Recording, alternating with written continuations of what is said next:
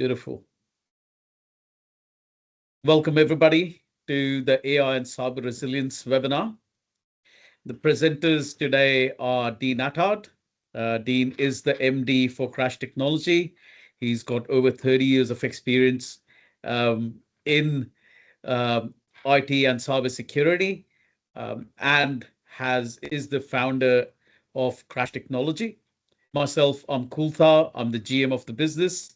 I've been in the IT industry for the last 20 years and have been working with cybersecurity business continuity. And presently, my role is to support our customers. Just quickly, what the topics are for today. We will give you a quick overview of the cybersecurity challenges for SMBs. We will talk about the emerging cyber threats and challenges. On that, we have topics about the AI scams, AI challenges, deepfakes, what are the digital identity risks, and the cybersecurity best practices you should have as both a business employee or even for your personal cyber hygiene. We'll speak a little bit about compliance essentials as well in our presentation. So with this, Dean, I will bring on the slide for why SMBs are so vulnerable. Okay, thanks, Kulthar. So again, this slide we've used in the past before. Why are SMBs so attractive to cyber criminals? The short answer is most SMBs are easy targets. They're able to infiltrate systems quite easily. Once they infiltrate systems, they're able to bring those networks or devices down. And it is amazing how quickly people spend money when they realise their business cannot operate without these type of systems. So in a nutshell, the easier the target, the nicer it looks to a cyber hacker. Mm-hmm.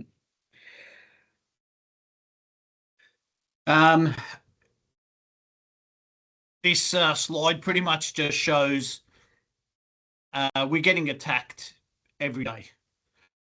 It's not getting any better. It's not going to go away. It is only increasing.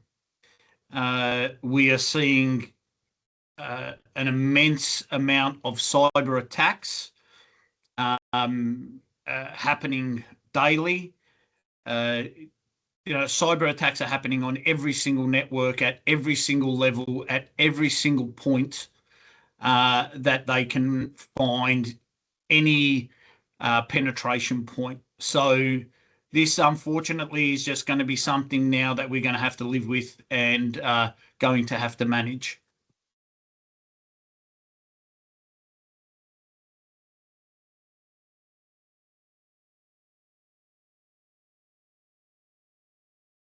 So this is some of the common threats that we're seeing now.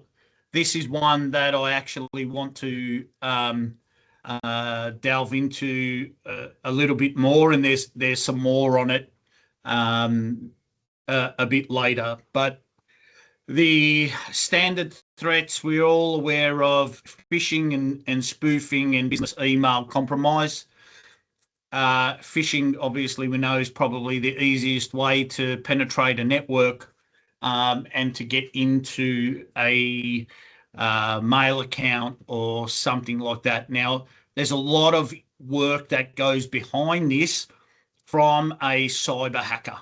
So once they get a phishing email put together and sent through and somebody has clicked on that, I get a lot of questions about people saying, oh, don't we have protection against that? Isn't that why we run antivirus? Isn't that why we run those type of applications? So the short answer is no. once you click on one of these emails, you open access to your network. Now, there are new tools that allow us to be able to check and learn and see what is happening. But on the whole, there's no antivirus that will protect against some type of new, they're not even viruses anymore. They're more command and control, looking across your network. So it's as if once someone clicks on something, that person has the exact same level as the person sitting at the computer, because they're virtually that person, and then they can look at ways to manipulate the network internally. Once people get access internally, then if we don't have the appropriate tools in place, then we can see fairly significant impact onto your network.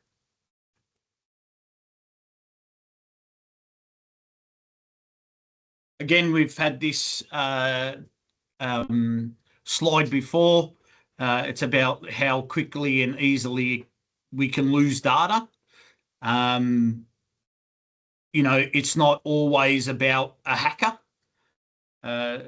Probably, 60% of what I have dealt with in the past has been things that have happened internally rather than externally.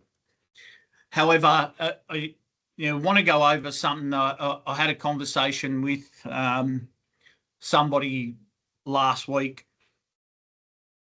and I got asked, when is enough enough? And I came to a realization that it's never going to be enough. Whatever we put in place, we are always going to be playing catch up to cyber criminals and AI. And as business owners, business employees, we need to be prepared for this. This is going to be, a non-stop event that we are going to have to keep working with, changing and evolving. And one of the slides coming up will show you how quickly these kinds of things are developing. So at the moment, it is a lot easier to lose data than we might think. So this is a graph, pretty much, a flow chart, pretty much of what happens. We've been over different scenarios where we have malicious actors basically working on two different fundamentals. One is they want to create havoc. So they might look for critical infrastructure or government departments, or they're looking to chase money. And when we're talking about money, they will look at small business, medium business, large business, because that is where they derive a lot of their income from.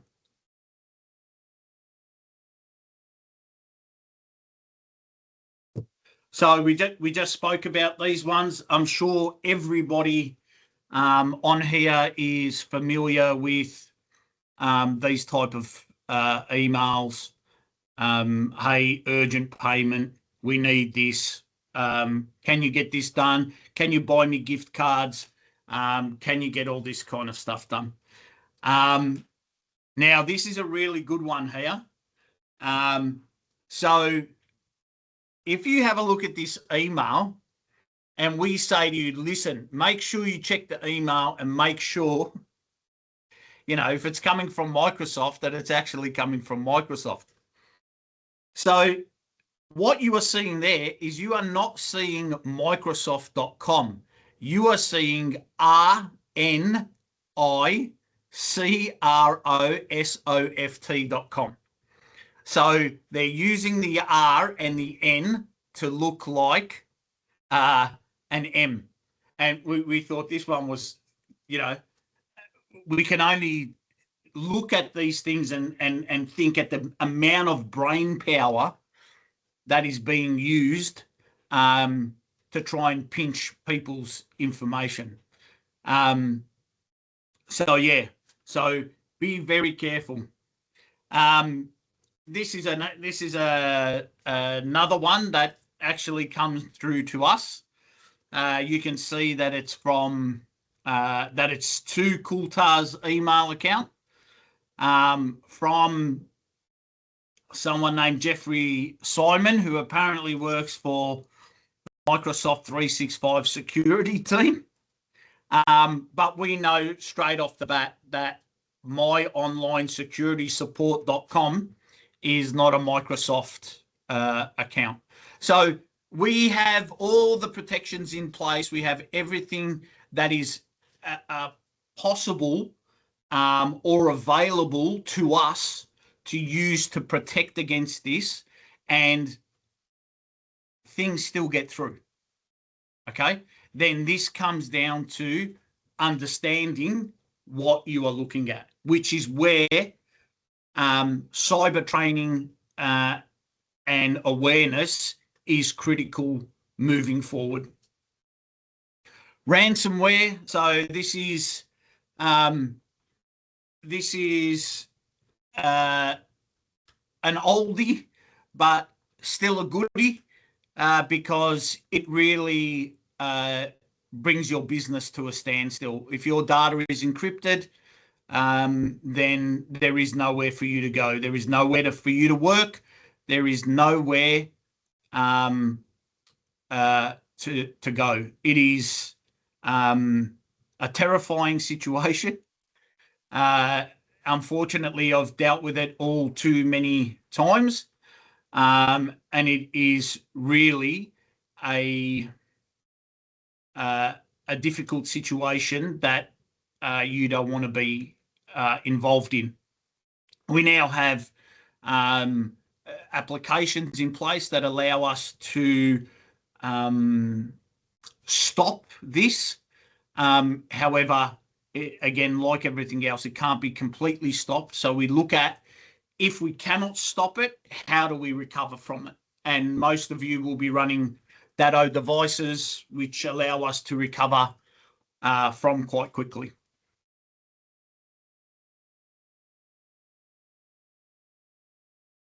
Ransomware as a service. Well, we've spoken about this before with the rise of everything as a service. We can now log on to the dark web, purchase a ransomware kit, and deploy the ransomware kit.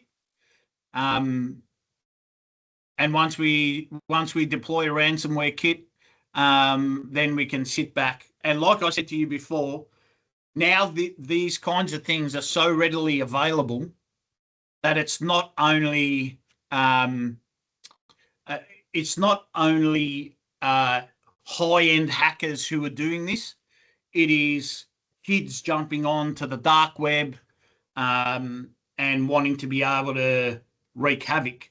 Now, in the old days, if we had an issue with, obviously I'm showing my age, but, we heard about people throwing bricks in other people's windows and all that kind of stuff. Competitors do. Now there's none of that. It's all done sitting at a computer. Purchase a ransomware attack and send it out to your competitor. So these are things that we need to be very, very aware of. There is a whole ecosystem that sits behind criminals grabbing data. It is a whole business, and a very, very profitable business. And your data, however minute you might think your data is on the global scale, your data is valuable to you, and that is all that matters. Because if it is valuable to you, then it has a value, and what that value is, a hacker will find it out.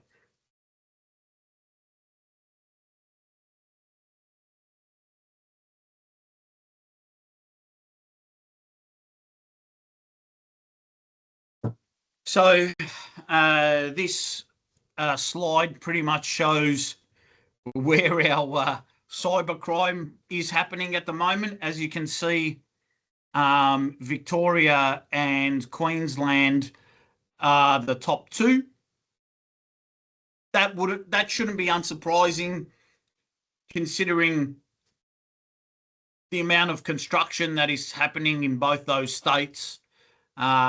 Construction is a very lucrative vector for cybercrime. So it is something to be very aware of.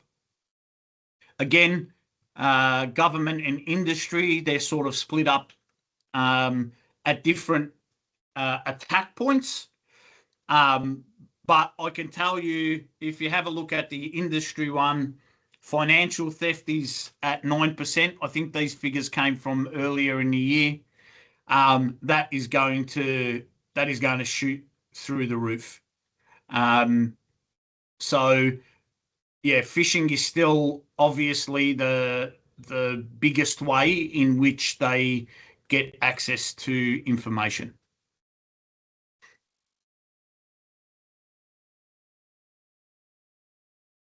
So we all know about the Optus and Medibank data breaches, and somebody mentioned to me, why do you keep bringing these up? Because they haven't been finalised yet. There's no finality on it. These are still live situations. Same as the Latitude. Latitude, it cost them $76 million. So, and these are still things that are being looked at. This is also another it's almost, I don't even know what to say about these. So Meta, which we all know is Facebook, it can't block these spam ads. It just can't do them. And if you have a look on here, there is 15 billion scam ads per day. So the likelihood that someone is going to get scammed in every single day it's just a no-brainer. It's going to happen. So they don't even know how they can stop it themselves. All they're doing now is making them more expensive. So these are going to be happening all the time. This is a new one. So this is called a brushing scam. So I don't know if you would have heard about this yet, but it's quite new. You will go home and you will receive a package from Amazon, Temu, all of those, places that we buy things from. And you'll say, oh, but I didn't buy anything from there. And on the box, it'll say, hey, you've been such a good customer. We are now sending you this gift. Please scan the barcode so we can confirm all your details. Like most people do, they all get excited and they scan the barcode. As soon as you scan that barcode, you have now given immediate access to your phone, every piece of information that lives on your phone, bank accounts, the whole works, photos, everything. And they will use that either to extort or to steal. Now, this is happening today. This is you just have to Google it, and I'm sure you'll find so many instances where people have lost access, not only to their bank accounts, but they've lost photos, they've lost everything.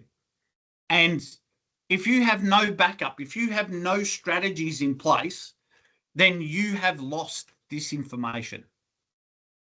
And it's common that after the fact, everybody is so upset. we need to change our mentality, and this is uh, as a race that we need to make sure that we are proactive in protecting all our data, because we are now in a situation where we are dealing with things that we have not seen before. And I had someone else say to me about half an hour ago on the phone, going, "Oh, I've been in business for 25 years. Nothing has ever happened to me." Well, touch wood, because what happened 25 years ago, and at the rate AI is expanding, it's going to happen to everybody at some level, if it hasn't already. CrowdStrike, we all know the big CrowdStrike one. We had airports down, everybody was down. Again, internal.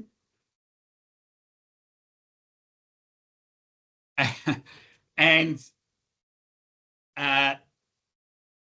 this, like, I couldn't believe when I read this. $9 billion Bitcoin fraud.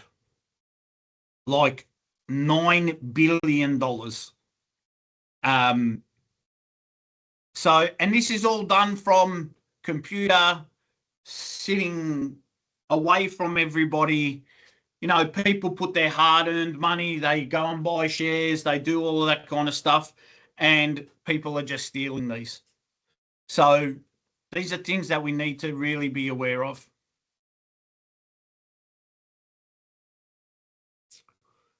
So this is about how Australian businesses are faring, in particular to new AI scams.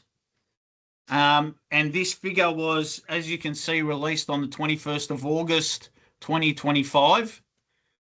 So to date, we were down $2 billion to scam. That was in the 2024 year. I don't know about anybody else here, but I could really do with $2 billion. So this is just money that people are scamming from us every day. Every day. And no one is immune. I'm going to show you something where, again, I've nearly been scammed many times. So AI is now fueling these scams, because I think on the next slide, Coulter, we're going to go into...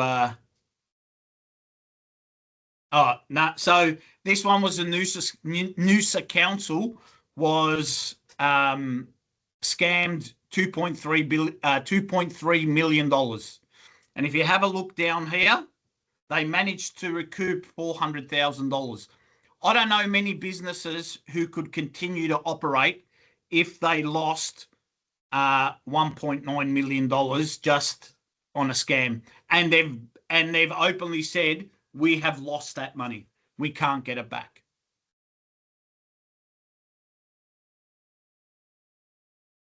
Okay, so we all know ChatGPT, we all know Copilot, we all do it. It's fantastic. You know, it helps us do documentation, helps us be more proactive or productive. Well, it also helps scammers do things more efficiently and more quickly. So there is whole articles on how to use, they call it Spam GPT, to create playbooks in scamming and defrauding people. So this is what we are up against. Like it's not it's not a dream anymore, or you know, this is never going to happen to me, or it's not that. This is happening right now. It is the world that we live in. And these are about chatbots and how quickly they're going to be able to learn systems and infiltrate systems that are not up to date and protected. Most of you need to understand that our real lines of defences are done by our third parties, our Sophoses, our Kaseya's, our Fortinets. These guys are the ones who are putting that information into our hardware, our Microsofts, because as all those things are getting released and they're looking for vulnerabilities, then these guys need to be up to date and they need to know what's going on. So then it becomes our responsibility to make sure we have tools in place that are able to patch systems quickly, look for different types of things that can't be done by humans. And obviously you would have heard, I think I just got an email today that the new legislation comes out for under 16s. I think that comes out on the 10th of December. So the Australian government is looking at ways to combat this as well. So it's not just us, it's everywhere, which is what I said before. As a community, we need to be looking at ways at protecting ourselves. Deep fakes. Now, these are quite scary. There's a lot of things that can happen with those. So somebody can quite easily take your image, post it online, get you saying things that are not true. They can use it to try and break facial recognition and things like that. This is an instance where a CEO of the world's biggest ad firm was targeted by a deep fake. They had him saying things that obviously weren't true and definitely affected his reputation. Now, the problem with reputation is you can't unfix, or you can't fix your reputation in 5 seconds. In particular, if you've said things that you wouldn't normally say, but someone's got you saying them. So it's quite scary. The AFP are all over this, in particular with deep fakes. They're working with Monash at looking at how they can work on these type of images and deep fakes.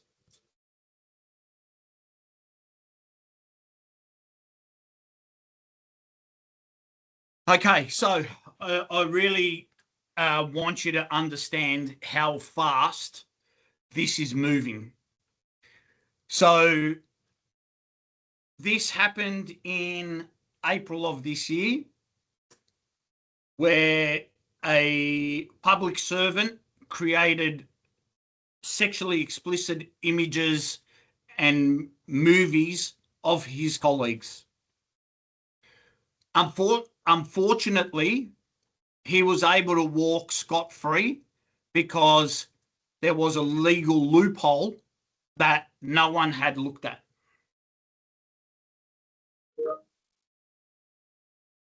If you can see this one, which is now on the 30th of September, this has now changed, and this man was fined $350,000 for making AI deep fakes. So we are moving at a rate of knots that people don't understand, because it is being driven by AI. So what might take humanity 20 years to develop is now taking AI 2 minutes. So we need to make sure that we are as protected as we can from all of these things.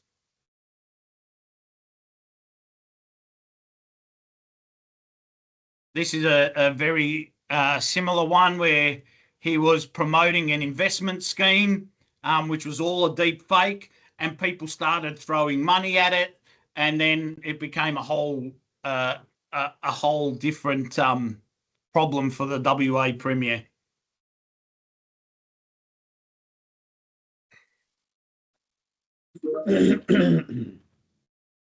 Okay, so this is quite a interesting one. So I'm actually going to take my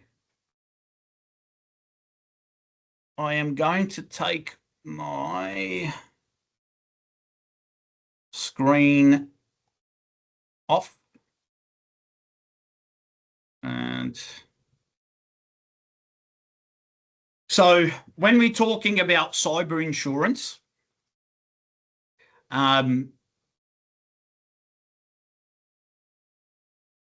this was a document, one page, to get cyber insurance in 2021. So single page, didn't even ask a question about your network, about your cyber status. Absolutely not one question. And the cyber insurance cost for these guys at the time was $2,300.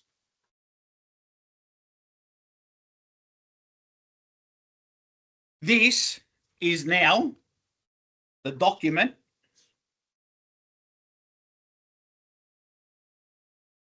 for your cyber insurance. It wants to know every single part of your network. Now, the reason this is, and it's similar to this, although it is a lot more in depth than that. The reason this is cyber insurance companies, like every other insurance company now, needs to make sure that you are doing the right things to pay out your insurance, such as when we drive a car. We all know that if we let an unlicensed person drive a car, then your insurance will not be covered. If you have bald tires, you will not be insured. This is what cyber insurance is doing right now. If you don't have all of these things ticked off, then your cyber insurance policy is going to be up for interpretation. Now, we've dealt with cyber events before, and when cyber insurance is involved, they will bring in a third-party cyber security team, and they will look at every single way in which they can not pay your claim. So if you have things that you haven't told the truth on any of these documents, and if you have, they're going to be useless. So it's really important that you go over that documentation and you know exactly what you are ticking and that information is correct.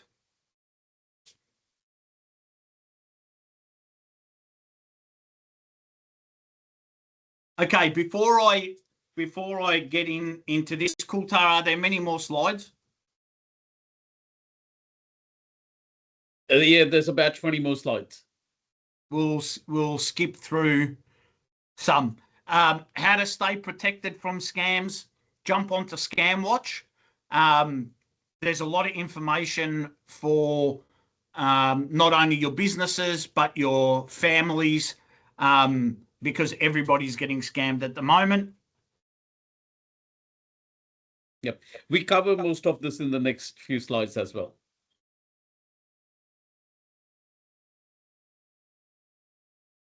We'll talk about what the government is doing. Yeah, so the Australian government obviously is looking at ways in reducing these cyber events.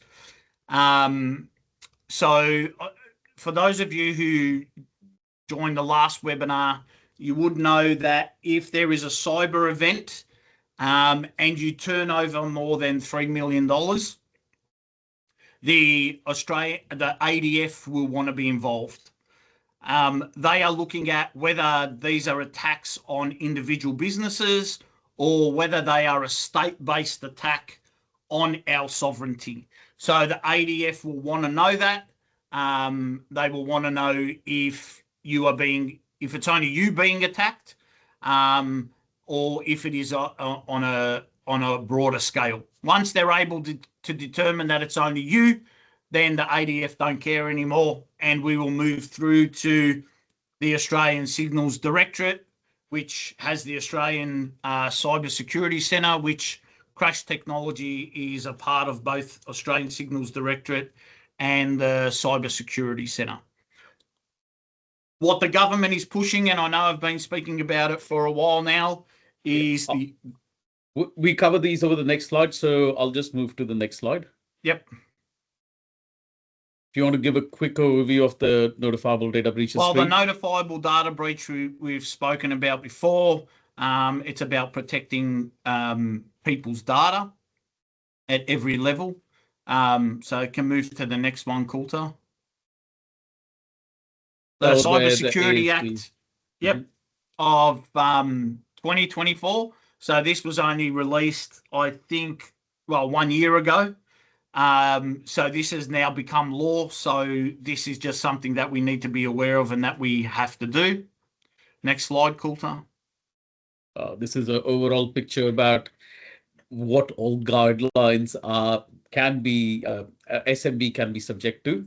So there's different. There's the Privacy Act, which is the Notifiable Data Breaches Act. Then there's the NIST framework, the AES 8, APRA. So there's a lot of guidelines which can.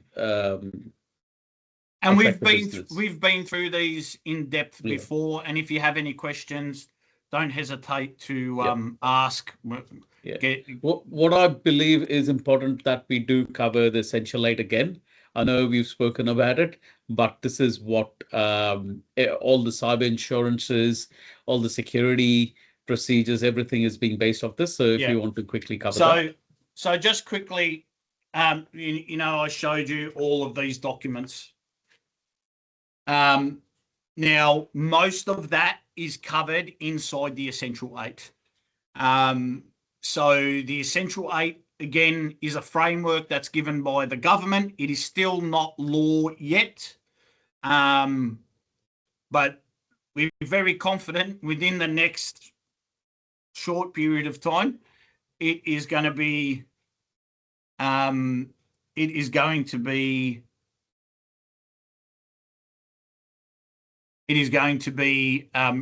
really important that we stay on top of that. Coulter, next. Yep.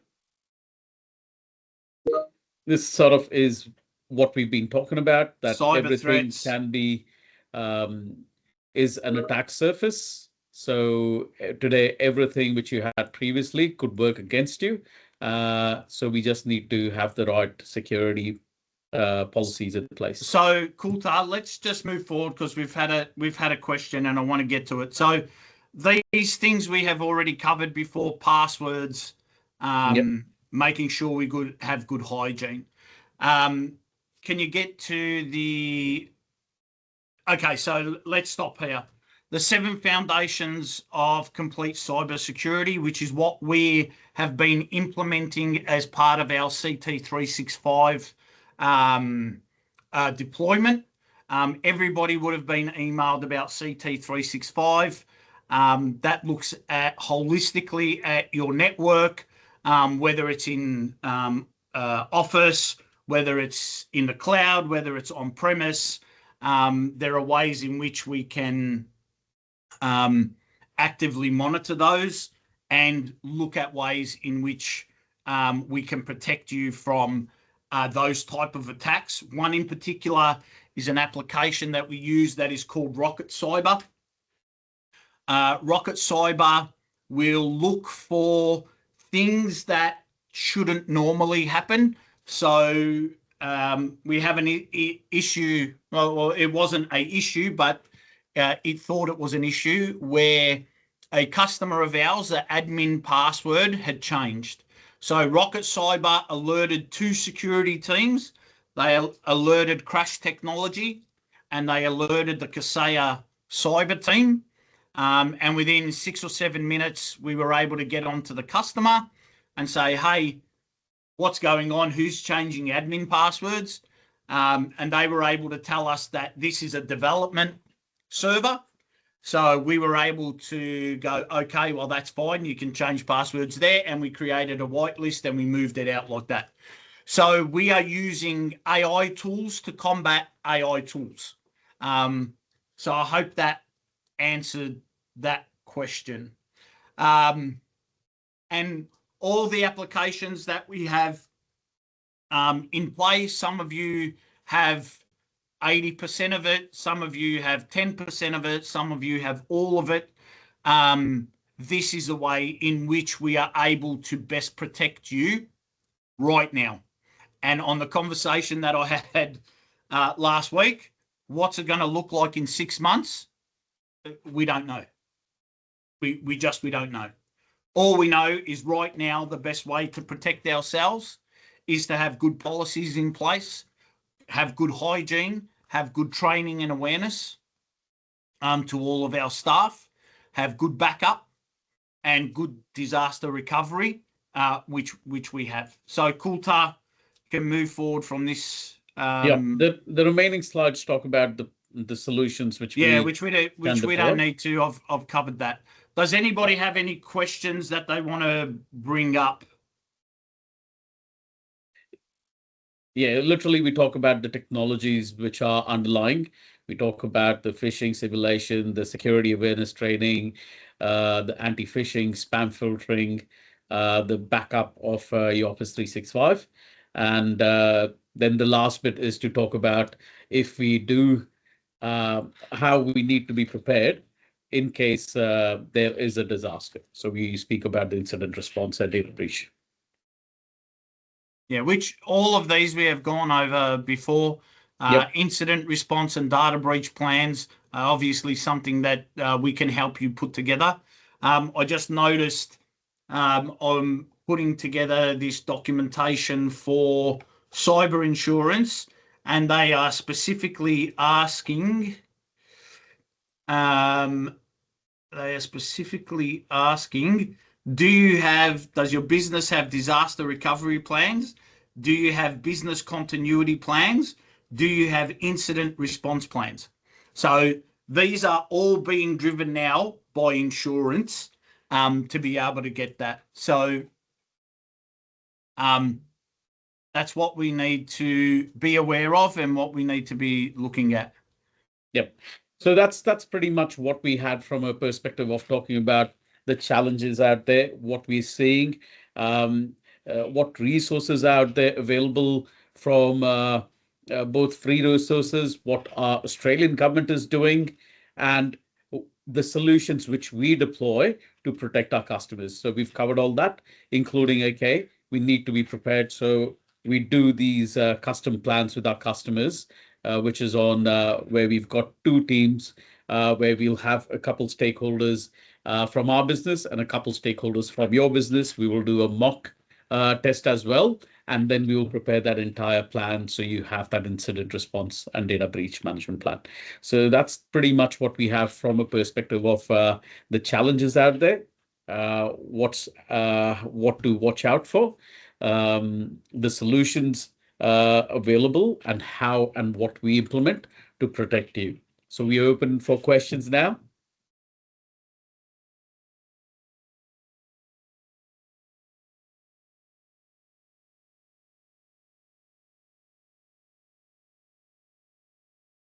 You can unmute yourself. If you can't unmute yourself, you can put that in the chat. Yeah, I'm happy to spend another 5 minutes for questions, and from there we can conclude.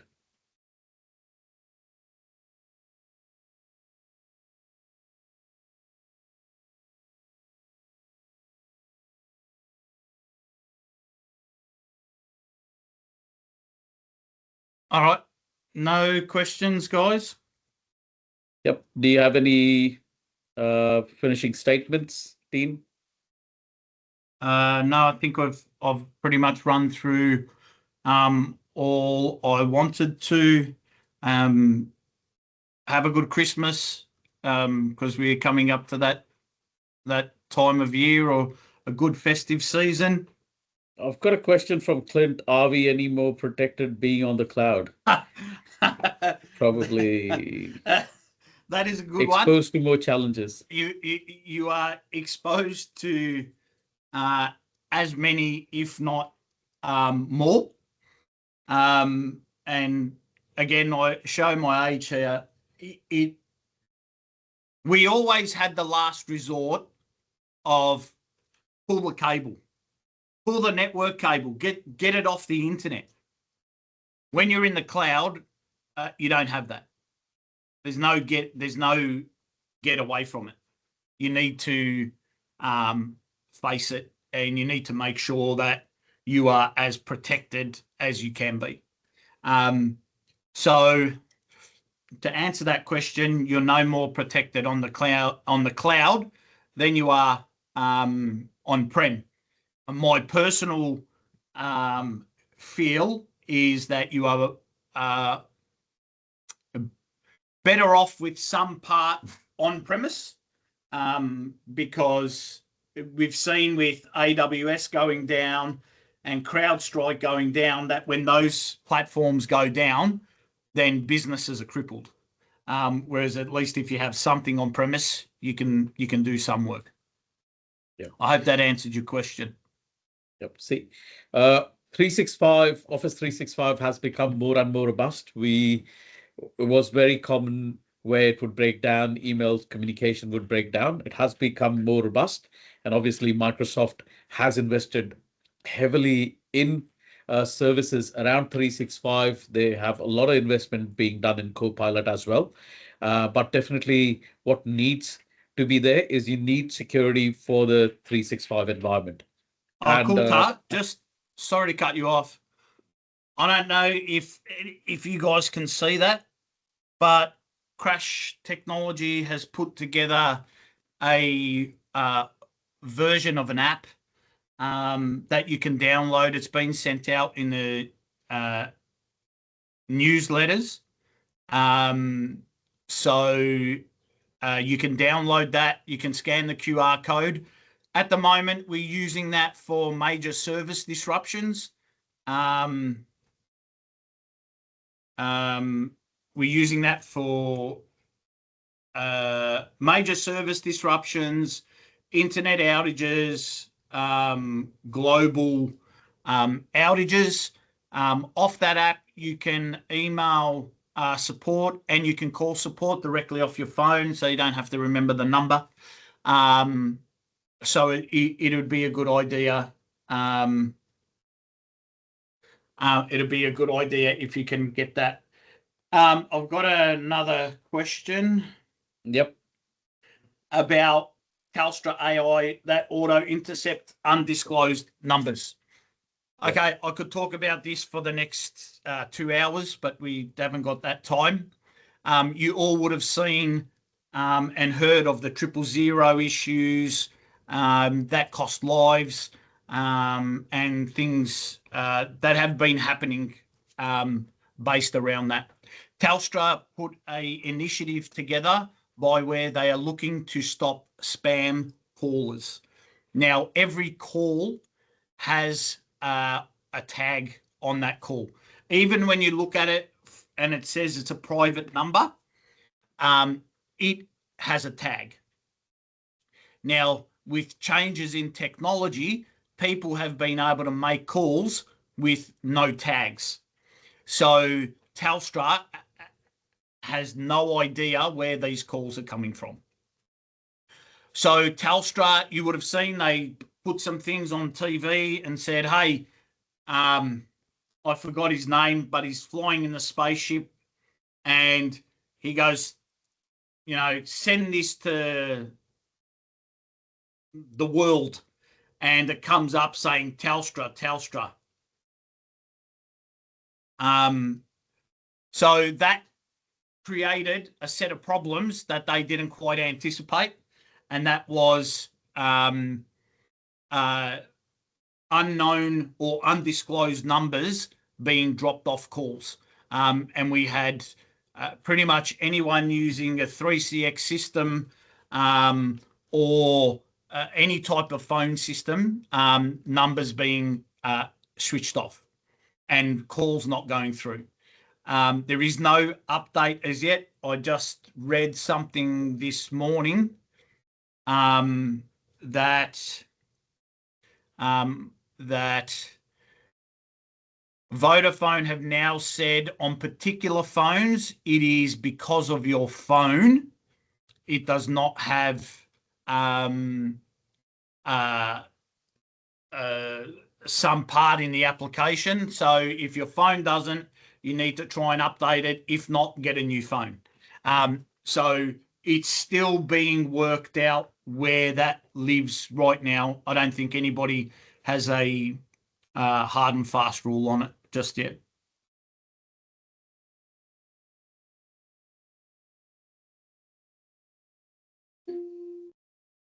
Okay. Any other question?